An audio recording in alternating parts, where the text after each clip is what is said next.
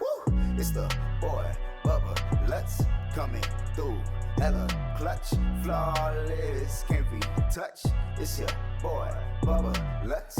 Yeah, I need that hot take. I need the truth and everything that is not fake. So tell me who's the... Welcome back, Bubba Bunch, to another edition of the Bubba Lutz Sports Podcast. It is episode 269.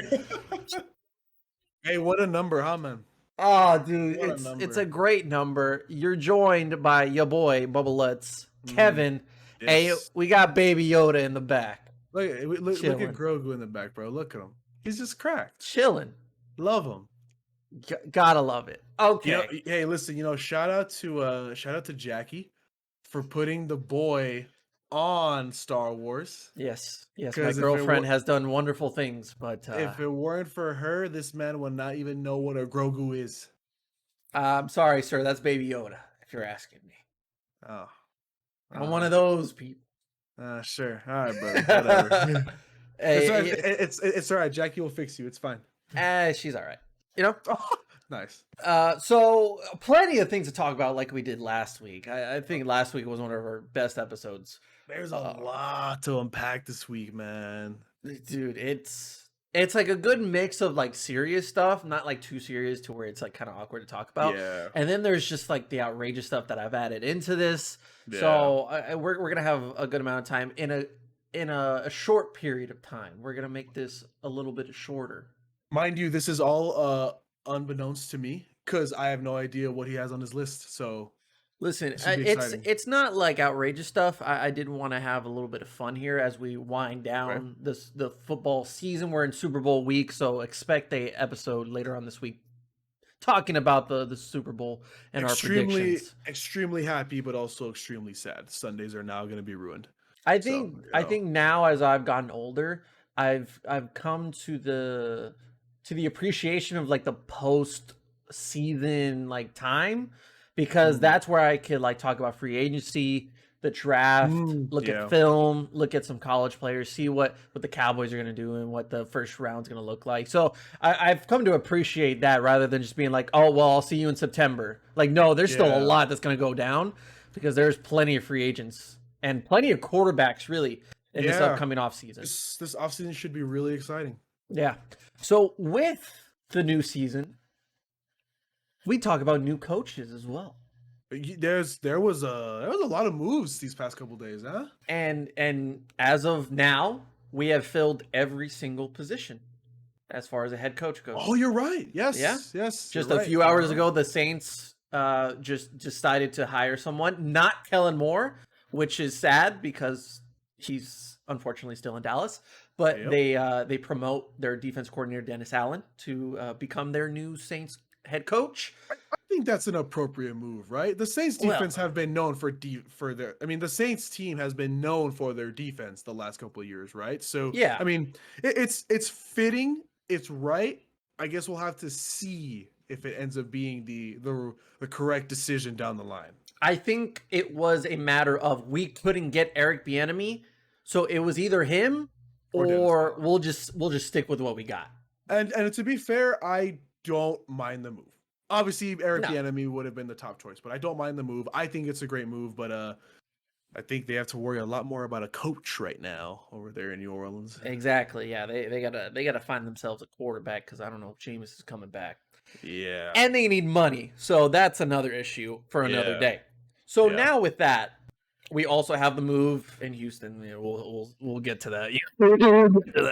I don't count that as a move, but okay, yeah. Yeah, I really don't either. If you see my TikTok, if you haven't, go check it out. It's really short, pretty simple, straight to the point.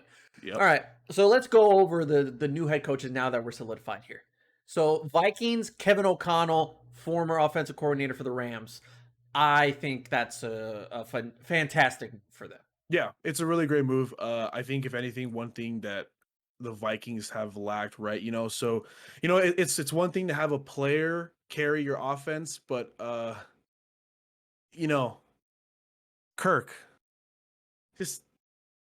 Kirk isn't the answer.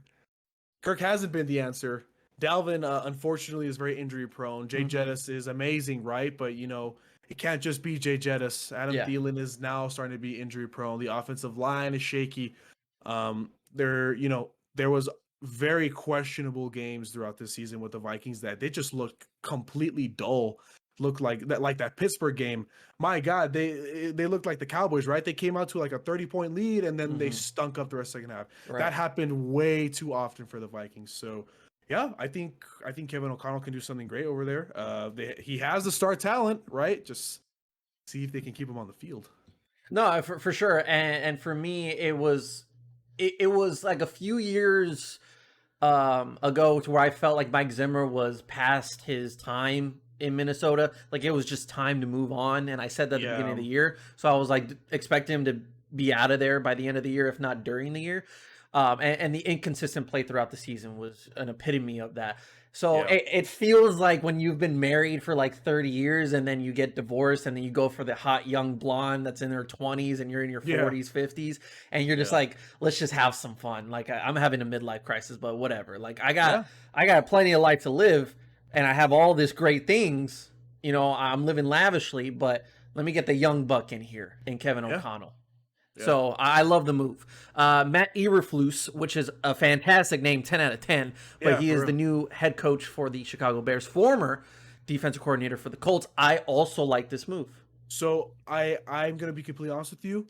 I do not have a full opinion over this because I'm not really familiar with him, if I'm being honest. But the only thing I will say about him is, I mean, I think we can both agree that Chicago has been known for their defense the last 5 years. So the Colts defense has been absolutely spectacular the last 2 years. I mean, can we talk about how they've literally just excelled at developing Darius Leonard?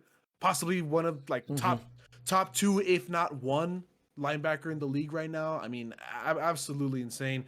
They've had a lot of talent in Indianapolis, and Chicago has a lot of talent too. You know, we're talking about Khalil Mack when he comes back next year. We're talking about Roquan Smith. We're talking about Eddie Jackson. You know, my issue is not on the defensive side of the ball. What can he do for Justin? So that's all I'm going to leave it at because, like I said, I don't know much about him. But for sure, for now, it looks okay in my eyes. No, I like the move because it's also a new GM. So that's where it's going to be a new influence rather than Ryan Pace. If you were talking about the Colts and what kind of connections he has, he's connected with Frank Reich, who is a great offensive mind. Despite the issues with Carson Wentz, I still think that Frank Reich's an offensive guru and genius. So I think he'll put in a good word to Eberflus about certain guys that he would like to bring in, and maybe bring some guys from Indianapolis, if not from like whatever time Frank Reich had at Philadelphia or in his time before that. So that's why I like the move a lot. This is not recent, but the Giants with Brian Daboll, offensive coordinator for the Buffalo Bills, like the move too, because this really solidifies that, like, hey, if Brian Daboll can't make it work with Daniel Jones, then Daniel Jones doesn't belong there. I mean, I think we can both agree that Daniel Jones hasn't been the answer for the last 2 years, but you know, it's a last resort, right? Like it's like. It's like if you can't make it work with a guy who made Josh Allen one of the best quarterbacks in the league, Daniel Jones, you don't deserve to be here. But for sure. You know what's crazy? I saw I think it was the owner of the Giants came out and said, we've done everything wrong with Daniel Jones. Like, we have never given him a true chance. And I'm like, okay, that is true, but you also got to hold your quarterback accountable, and maybe he's just not that great. I actually saw it differently. I think that statement is extremely ridiculous. I think it's stupid. I completely disagree. For one, Saquon Barkley, obviously what happened to him, last year, it's not his fault. You can't stop an injury, right? But Saquon Barkley is Saquon Barkley. There is talent there. At least not this year, but they signed Nate Solder. They had a decent offensive free agency when it came to their offensive line a couple years ago. Sterling Shepard hasn't really gone anywhere. He was available. Kenny Golladay, I mean, no touchdowns. When I heard that statement, I thought the opposite. I thought it was a ridiculous statement. I thought it was so stupid.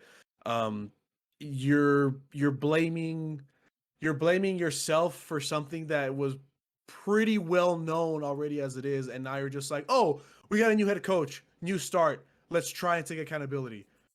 What? No, Yeah. it's ridiculous. I thought that statement was so dumb. But if it makes him sleep better at night, go for it. Sure, whatever. Sure. Congratulations. You'll be third. Well, right now they're probably the worst team in the NFC East, right? Yeah, by far, because the Commanders. We even talked about that. We can say it now. We can say it now. Oh god, it's so mid. It's so mid. Okay, so one thing I will say before we move on to the next head coach, Yes. really quick about the Commanders, mid name, but W uniforms. No, I'm not gonna lie. I actually like them. I like them. No. No, if you weren't just copying the University of Minnesota, then we'd have a good conversation here. But they just straight up copied everything that they did, and instead of the M, they just flipped it in a W. But it's really an L. You know, I can't disagree with you, but I still think they're nice uniforms, personally, in my opinion. But the name is mid. In my I would let it go if it was the Washington Armada. That sounds so clean. Oh, So clean. oh. That gave me chills, bro. Do you see Chase Young? You see that clip of Chase Young where they asked him, like, what do you feel about this name, the Commanders? He's like, fuck no. Yeah. Here we are. It is what it is. Dan Snyder, as long as you're there, keep taking L's, buddy. Oh God, Washington man, can't do anything right. Hey man, what's the next coach? We got another one that's taken a while. For the Denver racist, the Broncos. Nathaniel Hackett, which is a good move. I love that move. Yeah, I love that move course. a lot. Nathaniel Hackett. I mean, is there even much to say about him? I mean, Green Bay Packers offense. That's it. That's all. Yeah, he comes from a good coaching tree as well, alongside Matt LaFleur and Kyle Shanahan and all those guys. So yeah, the one that I predicted back in December, and I will take full credit for this. You did. I completely. I'll give you every single point you want on this one. You were right. Not only did I predict this, but I also think it's the right move, and it's a great move. Doug Peterson to the Jaguars. 100%. When I first predicted that, there was rumors that they'd probably bring him in for an interview. That next day, I sent you a screenshot that said they brought him in for an interview. Mm-hmm. And it kind of just went like under the radar for weeks. They brought in a bunch of other guys. Byron Leftwich was, of course, that name that stood out to everyone because he used to play for them, and he's a offensive genius with the Tampa Bay Bucks. It's time for him to get a head coaching job. And then they just said, oh, we're bringing Doug for a second interview. And then a few days later, we get the signing in. I think there's a lot of slack that Doug Peterson gets, but this is still a man who won a Super Bowl. Yeah. So, and you know what? I don't care what people say. I mean, especially me, right? Number one Eagles hater. But before the injury, let's be real. Carson Wentz was immaculate. MVP, of course. Right? Doug Peterson developed him so well until that injury happened. So I think this is an absolute win for the likes of Sunshine, Trevor Lawrence over there. This could really be the next, stepping stone that could happen for the Jaguars. But I would like to see, I'm curious on what he's going to do with his coordinators, right? Because, all the coordinators that are there right now, they were brought in by Mr. Meyer, so let's see what happens. Well, here's the thing for me.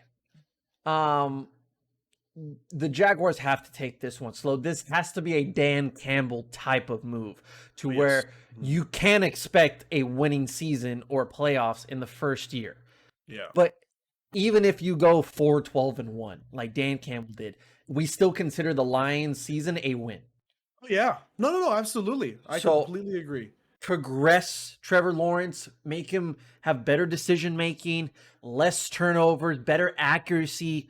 That's the type of thing that I would care more about in the first year with Doug Peterson rather than just the wins. The one thing that I've always said about the Jaguars, and I sound like a broken record when I talk about them, is Doug Peterson needs to come in there and change the culture and make sure that his team has that chemistry. Like we've been talking about with Dan Campbell. Sure, the Lions were 4-12-1, but they fought in every single game that they Yes. lost this season. Yeah. And like we've seen, if you go and talk to a Lions player, they will run through a brick wall for that man. Right. If Doug Pearson can do the same thing for the Jaguars, but they still go, it's 17 games now, right? So if they go 4-12-1 like the Lions, who cares? The culture's starting to change, and years to come could be better. So yeah, I think this is a great move for the Jaguars. 100%. Let's just not rest players in week 17 on a Sunday night football game to decide the division. Thoughts? Oh, I forgot about that. That was bad. Well, I mean, that's the reason he got fired. That is true. That is to me the true basis of why he got fired. That's bad. I forgot about that. Hey, where's Nate Sudfeld now? Anyway, next coach. I mean, he's obviously a QB1 starter. Yeah, for sure. Probably the one move that I disliked the most was Josh McDaniels to the Raiders. You know, I don't. Just don't trust Josh McDaniels to get it right this time, because the first time it was a disaster. And then he went back to his, comfort zone, offensive coordinator with Bill Belichick. But to me, like, his play calling is just very basic and dull. And I felt like you could have let Mac Jones let it rip a little bit more. And it's just not in my nature to believe that Josh McDaniels is a aggressive, like, gung-ho type of coach. And I just don't think Raiders is the right fit. So here's the thing, right? When I heard the news, I was a little confused. Mostly because of what you just said, right? We've always seen Josh McDaniels to be the very conservative play caller he is, right? But I saw it a different way. I saw it that, maybe now this is his chance, right? Now that he has a competent quarterback in Derek Carr, right? Maybe he'll come out of his comfort zone and he'll let Derek Carr fling it. He'll rework what he thinks his offense should be in Las Vegas. But the thing that I got confused about is I don't know if it's the right move, because where's the talent in Las Vegas, right? I mean, besides Derek, besides Darren, and besides Josh, who else is there? I mean, Brian Edwards was a complete stud in training camp, right? Sir. What happened to him? What happened to him? Zay Jones? Oh, levitating man? No bullshit. Hunter Renfrow. Hunter Renfrow is there, but let's be real. Is Hunter Renfrow number one material? The reason why I say it is this, right? Hunter Renfrow is probably the best slot receiver in the NFL. Hands down. Right? Hands down. But where's the other two outside? No, I get you. It's the Cole Beasley thing. It's he is the best slot receiver. He is the best wide receiver in the room, but that's not saying a lot. Exactly. And like I said, this is absolutely no disrespect to Hunter Renfrow. He's obviously an amazing football player. He deserves all the credit he's gotten this year and moving forward. But you can't rely your offense on a slot receiver. Yeah. Remember 2018 Cowboys? Or no, what was it? 2017 Cowboys? When Cole Beasley was the leading receiver? Yeah, that's what I'm saying. So it's unless the Raiders are going to make a splash this free agency, Devontae Adams, I really don't see how Josh McDaniels can really let Derek Carr rip with, like, if he wants to transform his philosophy on the offense.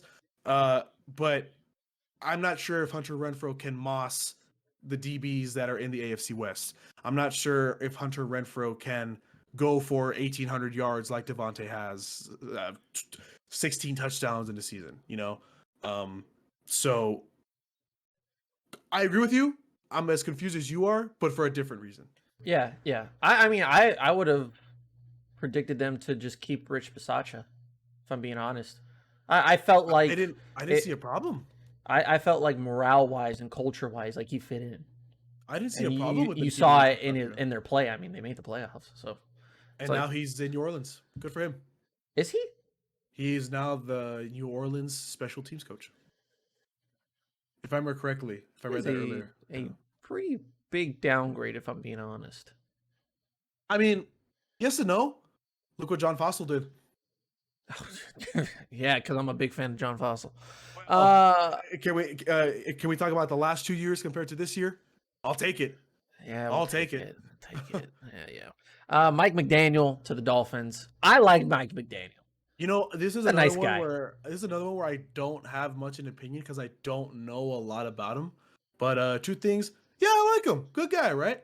Funny guy. I think yeah. I think that's where he kind of fits in with the Miami vibe. Like he's gonna be like, yeah, it's chill, but like you got to get stuff done. Yeah. But I'll make sure to like put you in the right spot. This is probably the best thing for Tua if he's still the quarterback next year. And of course he comes from Kyle Shanahan and that tree, so I'm not gonna complain. You know, the other thing too about Mike McDaniels is, hey, look, I'm just saying, you know, Jalen Waddle isn't Deebo Samuel, but Jalen Waddle's you can make him work. Jalen Waddle's a talent, right? Can you both agree on that? Oh no, 100%. So you know, I'm just saying, there's possibility there. So I mean, like I said, I don't know much about him, but from the basis, it could be good. Yeah, I think it'll be all right. Yeah, it's not going to be anything crazy. I think he's just going to be pretty good. Of course, we got Dennis Allen, who we mentioned earlier. Which I agree with. I completely agree with. That's fine. I don't expect the Saints to do anything next year. And then finally, you got the Houston Texans. Lovie Smith. Have you seen my TikTok? Okay. Am I wrong? Yes or no? Oh, you're not wrong. This move is literally the Texans just going belly up. They just it feels like with this move they've given up. You know, this is no disrespect to Lovie Smith. We know what he did with the Bears, and you know the mid 2000s Bears were a formidable team. They were good, but really, I mean, I will give the Texans credit here, and I'm not going to do that often. They genuinely tried to get everyone to at least like give them a shot. You know, every day I saw a different report that said the Houston Texans are showing interest in blank. They're showing interest in Eric Bieniemy, in Brian Flores, in insert name here of somewhat decent offensive coordinator or just coordinator around the league. Yeah. It wasn't until like the day before they hired Lovie Smith to where they're like, all right, Josh McCown's our last hope. And then they put out a report that's like, well, they were in love with Josh McCown, but they just didn't feel like he would be the best option. And I said, now you're being picky, and now you're just looking stupid. Because now all you got left is Lovie Smith. I didn't know that Lovie Smith was on the coaching staff last year. I didn't know that. Yeah. Because I found out halfway through the season. Like, I didn't know. I thought he was, like, in college. I knew he coached at Illinois. That was the last thing I heard of him. And he, like, bounces around, whatever. And he's just not that great of a coach according to his record. And then I saw they're promoting assistant head coach / defensive coordinator Lovie Smith to head coach. I'm like, oh, so no one wanted the job. And now you're just kind of left with, like, all right, Lovie, you're just being promoted. Like I said, belly up. This isn't a thing of like, oh, well, that was our guy the entire time. No, you ask everybody at the dance to dance, and then you got the one kid that's picking his boogers in the corner and saying, I'll dance with you, and you're like, fine, come here. I'm not trying to go home alone. Look, all I'm going to say is this before we move on.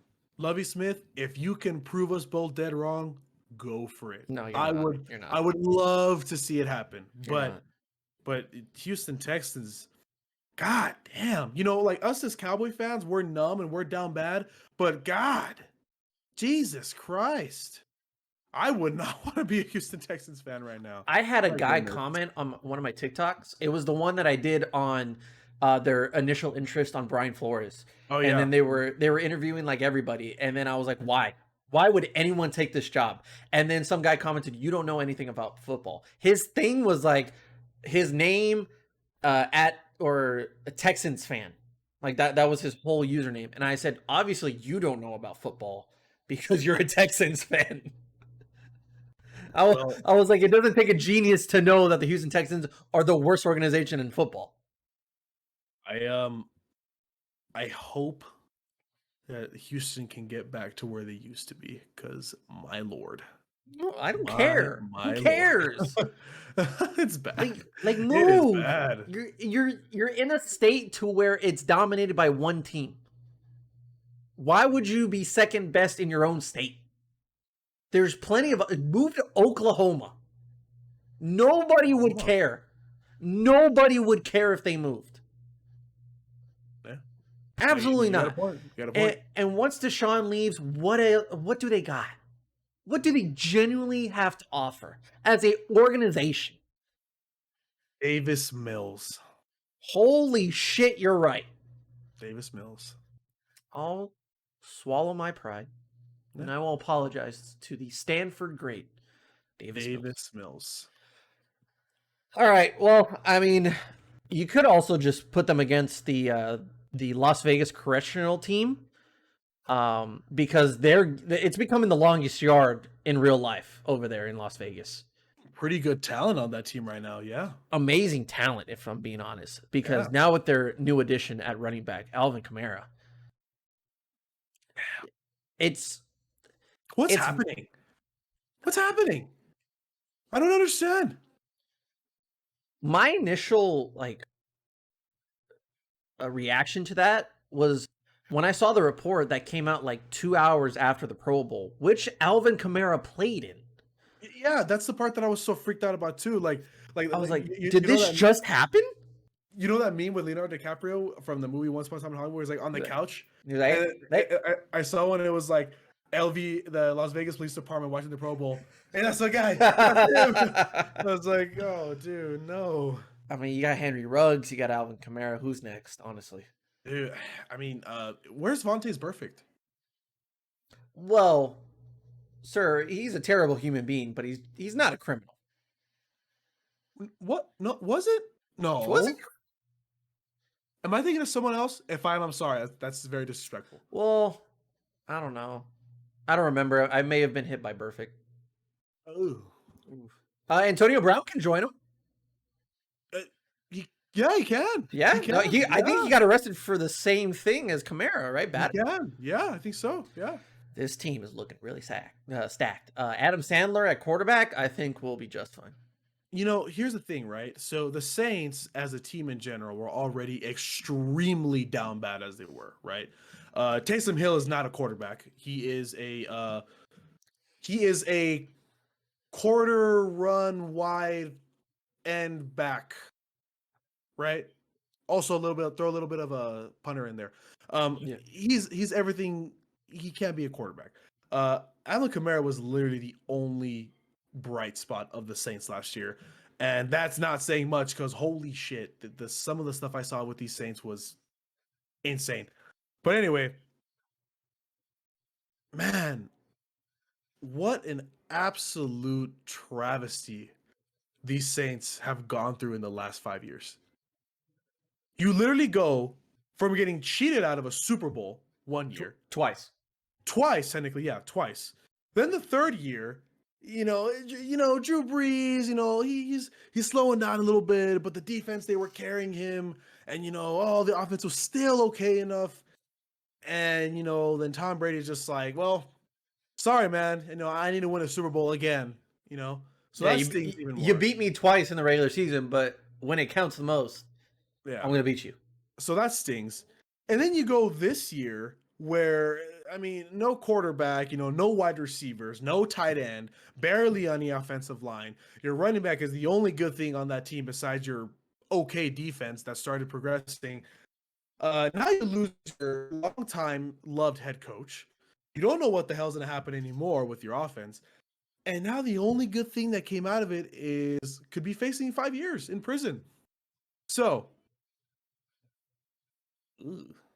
that's hey, good luck, man. I mean, good luck. Listen, if he is set free, if he's found not guilty for these charges, he's going to be on the field week 1. Oh yeah, absolutely. It's not going to matter, dude. Yeah. It's just not going to matter. The NFL needs Alvin Kamara in the league, and when do they ever care about their image when it comes to criminals in the league? Yeah, I can't argue with you on that one. Like, Argue with you on that one. Like, it's the same thing with Antonio Brown. It's like that man is too damn talented to not be on a team next year. No matter how crazy and how psycho he is mentally, and it doesn't matter what he does off the field or what he says on the field, what he does on the field, really. As long as he catches the balls and he shows up, these teams are gonna offer help. They're gonna offer him like therapy and mental health, providers or whatever. And cryogenic foot. I mean, what? No, Oh. not that. No, not that. Not that. Sorry. But that was yikes. like, they're gonna do it because he's so damn talented. It doesn't matter if Alvin Kamara, Deshaun Watson, doesn't matter what any of these guys do. If they're able to play, they're gonna play. Yeah, I can't argue with you on that one. We've seen it way too many times for it to be, for me to tell you, oh no, you're wrong. But yeah, it is what it is. It's the sad truth. It's the same thing with like the Rooney Rule. It's the truth that nobody wants to hear, but it's happening. It has to be. It's happening. But it's happening. Like, we just live with it. So yeah. Something that's very criminal, that I think should be punished or should be taken action, is the fact that the Pro Bowl still fucking exists. Okay, really funny thing. I'm glad you mentioned that. I hate the Pro Bowl. I think the Pro Bowl is an absolute waste of time. It has no merit. There's nothing at stake, right? So I never watch it. Here's the thing, Kevin. They think that the things that they do make it mean something. Yeah. In the NBA, they've done a good... I mean, I wouldn't say it's perfect, but at least you've seen a little bit more competitiveness out of the NBA All-Star game. Like, it's clearly just offense. There's no defense. There's that one-on-one matchup that every once in a while you're like, oh, it's kind of like, I love seeing this, right? But it's going to be 160 to 140 some way, somehow, right? But at least it's like you earn the money for charity. You earn the money somehow. There's a bonus involved. Cool. The NFL's saying, we're going to try that. But guess what? When nobody wants to tackle, then no one's playing for it. Yeah. You can tell me that this player is playing for this foundation, that he's playing for this charity, but this dude is two-handing touching Alvin Kamara before he goes to jail in about 2 hours and thinking, oh, he's trying his best to make money for his team or for his charity. I specifically turned on the Pro Bowl just because I don't know exactly. I think I was just watching I was watching something or whatever, right? So, I exit out of the app from my TV and it happens to go straight to, regular TV. And it was on the channel of the Pro Bowl. And I see a play where James Conner catches the ball and I see two defensive players hug him and escort him out of bounds. And I'm watching this and I'm like, wow, why in the absolute hell would I waste 3 hours of my time to watch this? Where's, we need Sean Taylor, rest in peace, right? We need Sean Taylor mentality, just destroy the shit out of the punter, right? Just something, man, because this is ridiculous. It's stupid. And look, some players have already come out in defense, like Darius Slay recently. I think it was yesterday. He came out and he said, look, like, I know you guys are upset about the Pro Bowl and how bad it is, but you guys have to understand that, we've played a whole season. Our bodies are battered. We're bruised up. We're hurting. This is our one chance to chill. If you want to go with that excuse, I somewhat understand. Because let's be real. Besides hockey, the NFL is the most physical sport there is out there. Yes. Let's be real. I 100% agree. But come on, really? You're literally hugging someone and then escorting them out of bounds. There's no effort. And the little fun things they try to do, right, where they put Stephon Diggs against Trayvon, but opposite positions. I mean, yeah, that's okay. That's cool. That's a good moment, right? It's okay, but after that, like, what else? That's 2 plays. Kyler Murray is gonna be set up as running back. You really think people are gonna tackle Kyler Murray for real? You really think that's gonna happen? Like, No, no, I no. think, Okay, here's the I thing. think the Pro Here's the Bowl is thing. an absolute joke. Darius Slay can say that, and I completely agree with him. They've I been completely through. agree. The NFL is fucking assholes for making them play Thursday nights, making them play on short Ridiculous. weeks, not giving them an extra bye week, just giving them one in a 18-week regular season, and that's not counting the playoffs. But don't give me that thing of like, well, now we get to relax. No, you're still doing practices. You are still doing like training for the Pro Bowl, at least a little bit. You're warming up for the Pro Bowl. You're playing in the Pro Bowl. There's still a somewhat risk of getting hurt. And I'm not saying like, then just don't play in the Pro Bowl. No, there is a way to fix this. Make it flag football. If you want to make it fun, let's make it NFL Street. Yeah. Let's make it to where you don't get pads, you don't get helmets. Show the smiles, show the excitement and the fun that these players are doing. Don't give me NFL officials that are looking for calls. No, give me celebrities that are just like, fuck it. You know, let's just have some fun. I don't know anything about football. I think that's holding. Just something, right? I'm not saying that's what you should do, but like, do something else. You know, I applaud the NBA because isn't that what they do like for the managers, right? Like I remember one year it was like Kevin Hart versus Drake or something like that, right? Yeah, like, it's not gonna matter, right? That's funny. That's fun. I mean, we both know that Kevin Hart and Drake are not gonna lead this team to a crazy victory in the All-Star game, but it's fun seeing Drake stealing Kevin Hart's water or LeBron James coming over and stealing Kevin Hart's drink and giving it like that's fun, right? Right. Why the hell am I gonna waste 3 hours of my time seeing James Conner being escorted to the sideline? And an exhibition game. Oh wow, Trevon Diggs and Stephon Diggs 1v1. Oh wow, Kyler Murray's running back. Oh wow, Jay Jettis is running a dual option. Like, bro, like what? Like you said, give me something fun. Give me something extra. Give me a steak. It's like something, you know, like it's just ridiculous at this point. And I completely boycott the Pro Bowl. I can't watch that trash. Like the worst part about it is that like the skills challenges before that, like before the game. I saw Mac Jones do like the precision passing challenge to where like Trevon's like in front of the big board and there's the holes, and if you get in the smaller one you get more points. Cool. Yeah. Mac Jones got a score of like 12, which he only hit like 3 targets out of like 15. Yeah. That's terrible.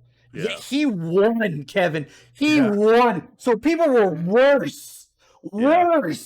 So you mean to tell me that I have to watch someone be worse than Mac Jones? And like, I love Mac Jones, but he was terrible. There's Dallas Stars scoring behind me, so just ignore that. But the only good thing that I saw was Russell Wilson was throwing dimes out there. Dimes. He was. I saw the Instagram video. He was insane.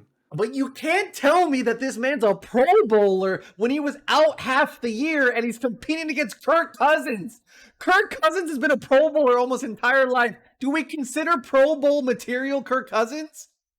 Is he a top 10 quarterback? No. That's another thing too. The Pro Bowl has now become the most popular contest, right?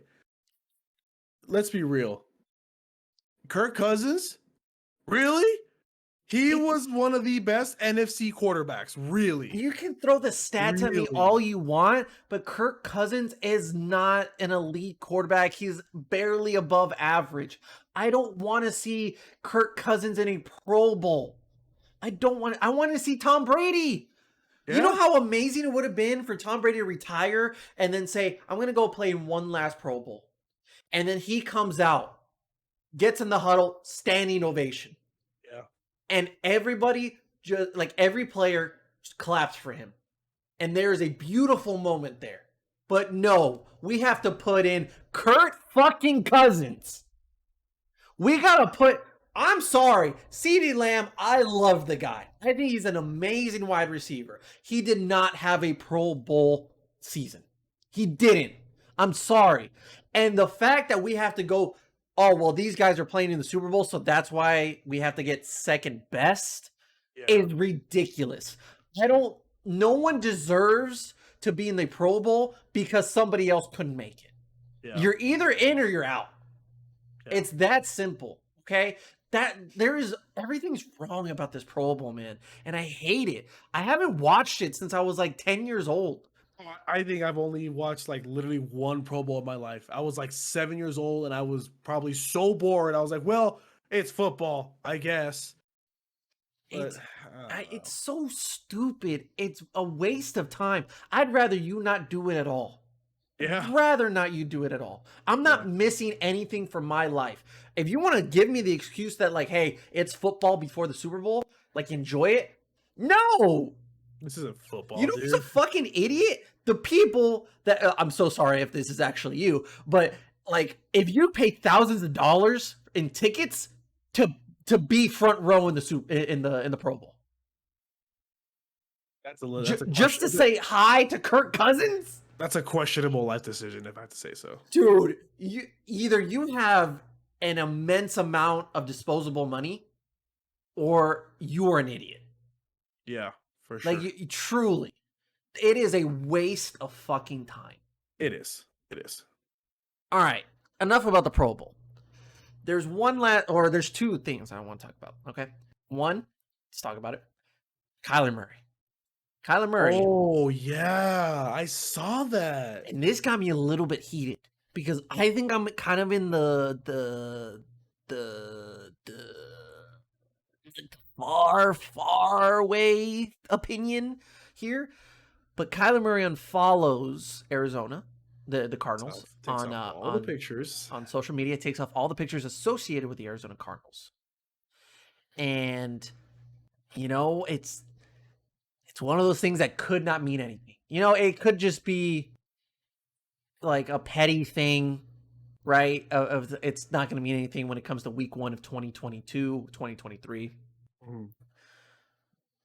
Hypothetically speaking, what if this means things are going south with Kyler Murray and Arizona? And this is where I think I'm in just kind of on an island here. And I want to get your opinion on this. But I think that getting rid of Kyler Murray is a good thing for Arizona. Getting rid of Kyler Murray is a good thing for Arizona? Like, not just cutting him. If you can get something for him, which you clearly can, like, someone's going to give up a lot for Kyler Murray. Because I'm not saying he's not a good quarterback. But I'm saying for a guy that you want to get you to a Super Bowl, Kyler Murray's not that guy. You know, here's the thing, right? And I have to agree with you on this.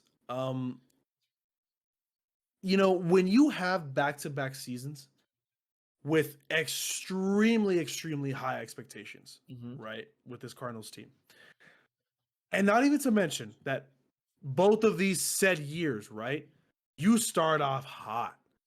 I mean, you know, they were obviously better this year than last year, right? But even last year, they were still good. Yes. They started off good. They started off hot.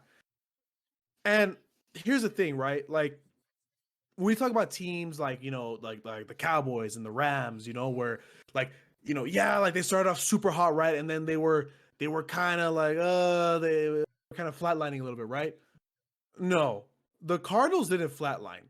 They like went on a downhill slope, 100%. Like they were literally losing more games than they were winning. I think what was it? They went 3-6 the last 9 games. Is that what it was? It was that Detroit game that really like put a hit on everyone's expectations. Where like, oh, there's something wrong here with this team. Yeah. So when you have 2 years like that, back to back, where you are the favorites out of your division, you have all this talent, you have arguably top 2, if not 1, best receiver in the NFL, a great supporting cast, your defense is pretty good. This team was literally made for the postseason. You're right.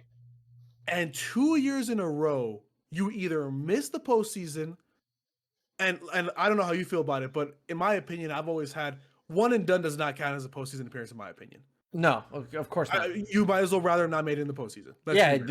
You wasted your fucking. So, look, I I can't sit here and disagree with you. Maybe something is going down. Maybe there's tension that's brewing that says, well, you were our number 1 overall pick. You've been here for 3 years. What's going on? Or on the other hand, you never know. What if your handsome man Cliff Kingsbury over there? What if he's the one that's walking out? I don't think he walks out. I think he gets fired. He gets fired. That's what I meant. I truly believe that he's on the hot seat right now because he's got a history of starting off really well in a season, and as soon as you start talking about postseason, it starts to decline. Texas Tech, Arizona in his first few years, and this was the year. I told you. I go back a year. Go back a year before the season even started, where I said the Arizona Cardinals have to make the playoffs, but not only that, make a deep run. In order for us to consider them a safe, viable option next year, as far as Cliff staying, Kyler staying, they have to win playoff games. You don't get J.J. Watt to barely make the playoffs and to lose in the first round. You get J.J. Watt to win a Super Bowl. And they didn't do that. Yeah. So Cliff has to be on that. Kyler has to be on that. Because this is where I think... I don't know why this stays in my head. And this leaves like a huge impact on me. But when Russell Wilson was on that Manning cast and said, this is where you got to rile up your guys. Oh, I know. And this is where you got to get them motivated. You got to tell them that we're back in this, or we got to stay in this. And you're just sitting on the bench, not saying anything, not talking to anybody, looking like you're distraught. That sticks with me because that is something I don't want to see in my leader. Yep. I don't want to see that in my quarterback that I'm going to have to ride or die for. I'm not wasting my entire career, or I'm not giving my body to a guy that barely looks like he wants to be there and thinks I'm just going to run all over the place because nobody else makes a play out here. No matter what you say about what's going on in Seattle and what's happened the last couple of years with Russell and that whole situation, you ask DK Metcalf, you ask Tyler Lockett, you ask Chris Carson, you ask anybody on that team, and I bet you they would say that Russell Wilson is the best quarterback they've ever played with. Right? Hands down. 100%. It's not even a thing about playing quarterback, because like Russell Wilson and Kyler Murray, talent-wise, up there, man. Like they are extremely athletic, extremely talented, and they can play the fucking position really well. Yeah. But I need a guy that I can just call in the middle of the night, they'll pick up. Yeah. I need someone there that will ask about my family, that will ask how I'm doing. Yeah. Is everything okay? What can I get you? Like, what can I do to be a better person? Not just a better quarterback. Russ does that for you. But Kyler doesn't. Right now in Arizona, all you got is this. You got a guy that runs a lot. You got a guy that can make plays. This right here. Yeah. This is what they got. That's what it is. This is what we got right here. In one of the most important games of the year. One of the most important games of the year, and you do that. Could we say the most important game in his career? Literally? Maybe. Well, no, I would consider the playoff game, like the last 2 playoff games, to be the most important. Yeah, like this playoff game this year. Oh yeah, that didn't happen during the. Was it? Yeah, it was this. Oh no, you're right. You're right. My bad. My bad. No, yeah, you're right. You're right. Yeah, this literally the most important game of his career, and he is just on the sideline, distraught, looking like he gave up by the third quarter. Yeah. Look. This is an accusation that I'm not putting it on him. I'll preface by saying this. Judging from what happened and how we got exposed on the Manning cast, shades of Jay Cutler? Well, sir, you're comparing him to Smoke and Jay. Now that's a different animal, but the same beast. Look, man, I'm just saying. Russell Wilson had a point. We all know Russell would have been up there. I know Russ's contract is big. I know it's a lot of money. It's a lot of money. But if the Rams have shown you anything, is that if you buy in, if you got a stacked roster with a bunch of Pro Bowlers, all pro guys, and you have an opportunity to make a deep run in the playoffs, just as long as you get you have a good enough quarterback, but if you can upgrade your quarterback, you go get Russ. think there's a reason why they're playing this Sunday and not the Cardinals. Exactly. So Exactly. There was one last thing I want to talk about, but actually we could save that because we're running out of time. We can save that for the Super Bowl preview because it's about the Super Bowl. So I'll save it for that. But sounds good. But another great conversation.